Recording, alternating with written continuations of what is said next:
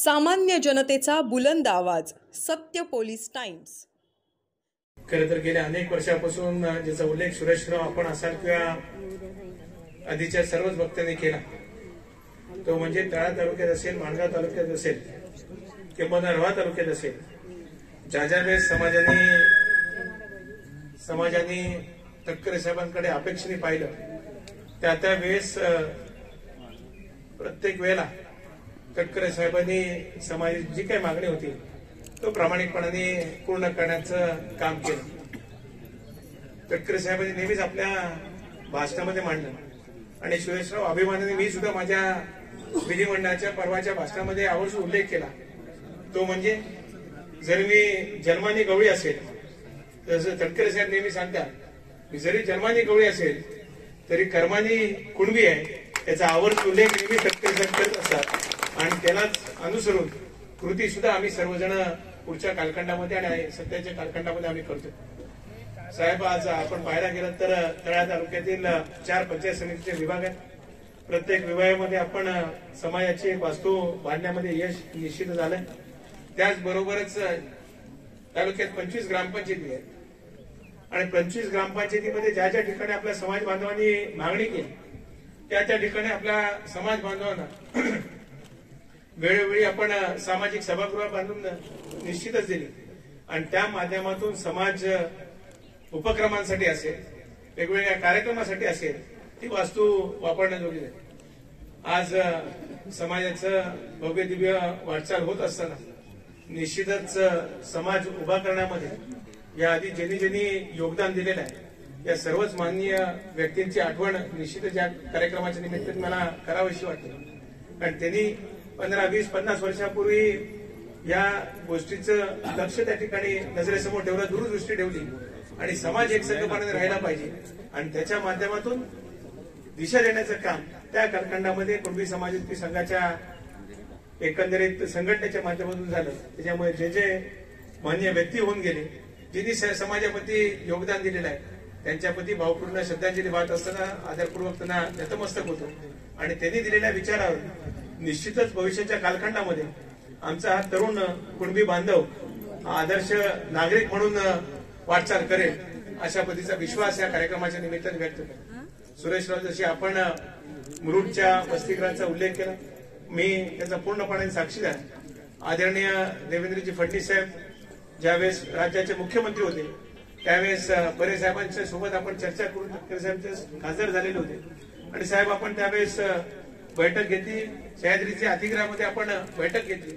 अनेकांनी त्या संदर्भात प्रयत्न केले, मात्र तुमचा कुठेतरी हात लाभावा.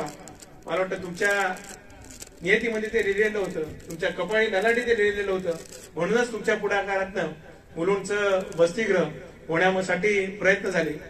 पण मात्र ती बैठक त्यावेळेस झाली. पण राज्याचे लोकप्रिय उपमुख्यमंत्री आदित्यनाथांकडे अर्थमंत्री पदाचं खातं यायला हवं होतं, त्यांच्या पण ललाटी ते लिहिलेलं होतं आणि दादांच्या उपस्थितीमध्ये म्हणजे त्यांच्या अर्थमंत्री पदाच्या कालखंडामध्ये 5 कोटीचा निधी आपण देण्यामध्ये यश. आज ती इमारत निश्चितच डौलांनी उभी राहते. त्याच्या माध्यमातून आपल्या मुंबईत गेलेल्या सर्व समाज बांधवांना एक हक्काचं घर मिळेल. कारण बऱ्याच वेळेला आपण पाहतो की मुंबईत गेल्यावर राहायचं कुठे हा प्रश्न पडतो शिक्षणासाठी, पण आज आपल्या हक्काची वास्तू मुलुंड सारख्या ठिकाणी उभी राहते.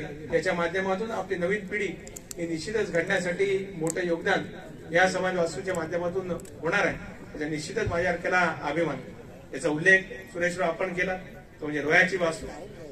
आज त्या वास्तूला सुद्धा जवळपास 1 कोटी रुपयाचा निधी, म्हणजे ती जागा जी मिळू शकत नव्हती ती सुद्धा मिळवून देण्याचं काम तटकरे साहेबांच्या माध्यमातून त्या कालखंडामध्ये झालं आणि मला अभिमान वाटतो की आम्ही तटकरे कुटुंबातले जेवढे आमदार झालो त्या प्रत्येक आमदाराचा वाटा आमदार निधीतला आम्हाला त्या वास्तूला देता आला हे निश्चितच माझ्यासारख्याला अभिमानाचं वाटतं. साहेबांनी दिले, आमचे काका त्यांचं लागलं, माझे आमदार अवधूत तटकरेंचं लागलं, तो पण साहेबांच्या सांगण्यावर त्या ठिकाणी देण्याचा योग आला. मला आमदार निवडून झाल्यानंतर मी तिथे निधी दिला. जो काय उरलेला होता तो ताईंनी निश्चितच त्या ठिकाणी दिला. त्याच्यामुळे जे जे आपण सांगाल ते करण्याची प्रामाणिकपणे बांधिलकी आम्ही सर्वजण ठेवू एवढंच नम्रतापूर्वक सांगतो. ही वास्तू सुद्धा बंधण्याकरता आपण सर्वांनी मिळून मागणी गणपतीच्या दरम्यान त्या दिवाळीच्या दरम्यान आपण आलात आणि रवी भाऊ सचिन तुमचे सर्वांचेच मी मनापासून आभार व्यक्त करतो की आपण सुरुवात केली आणि त्या विषयाला वाच्यता फोडली आणि आपल्या इथे सुद्धा एक भव्य दिव्य वास्तू होण्याकरता आम्हाला 1 कोटी रुपये निधी या ठिकाणी उपलब्ध करून देता आला. माझा आमदार निधी असेल, ताईचा आमदार निधी असेल, हा आम्हाला त्या ठिकाणी देता आला. हे निश्चितच आमचं भाग्य समजतो. या माध्यमातून सुद्धा इथली असलेली ग्रामीण भागातील पिढी ज्यावेळेस तळ्यासारख्या ठिकाणी तालुक्याच्या ठिकाणी शिकायला येईल त्या वास्तूचा निश्चितच उपयोग चांगल्या पद्धतीने होईल असा विश्वास व्यक्त करतो. आणि या वास्तूतनं पुढच्या कालखंडामध्ये एक स्वप्न आपण सर्वांनी मिळून पाहू की आपल्या या वास्तूतनं जेव्हा मुलं मुली शिकतील त्यावेळेस कोण ना कोणतरी युपीएससीची परीक्षा देईल, एमपीएससीची परीक्षा देईल आणि उदाहरण तुमचं जे स्वप्न आहे की आपल्या समाजातील कोणतरी एक आयपीएस असावा, आयएएस असावा, कलेक्टर व्हावा, एसपी व्हावा, ही जी तुमची अपेक्षा आहे ती निश्चितच या आमच्या तळा तालुक्यातील तरुण भगिनी स्वप्न पूर्ण करतील असा विश्वास या कार्यक्रमाच्या निमित्ताने व्यक्त करतो. ज्ञानदेवजी, आपण मगाशी मनोगतामध्ये व्यक्त करत असताना आपल्या ह्या दुर्गम तळा तालुक्यामध्ये विकासाच्या दृष्टीने रस्ता, पाणी, वीज हे सगळ्या गोष्टी तटकरे साहेबांच्या माध्यमातून दिल्या याचा आवर्जून उल्लेख केला. पण त्याचबरोबर एक अपेक्षा आपण व्यक्त केली की आमच्या मुलांना, नवीन पिढीला घरच्या घरी रोजगाराची संधी उपलब्ध व्हावी ही माफक अपेक्षा आपण जरूर केली. पण त्याचबरोबर एका गोष्टीचा आवर्जून मला उल्लेख करावासा वाटतो की ज्यावेळेस 2015-16च्या दरम्यान दिल्ली मुंबई इंडस्ट्रियल कॉरिडॉर आपल्या तळा तालुक्यात रोडेसाहेब येत होता त्यावेळेस कोणी विरोध केला आणि तटकरे साहेबांनी इथल्या आमच्या जागा काय कुठे घेऊन चाललेत त्या काय असा जो काय अपप्रचार त्या कालखंडामध्ये केला गेला म्हणून कळत नकळत त्या सुद्धा कामाला थोडासा ब्रेक लागला. पण आता महायुतीचं सरकार एकनाथ शिंदे साहेब असतील, आदरणीय देवेंद्रजी असतील, अजितदादा असतील यांच्या माध्यमातून निश्चित आदित्य असतील, खासदार साहेब असतील यांच्या पुढाकारात निश्चितच आपल्या भागातील तरुणांना असेल, तरुण भगिनींना असेल आपल्याच ठिकाणी कशा पद्धतीने रोजगाराची संधी मिळेल हा प्रयत्न निश्चितच करू.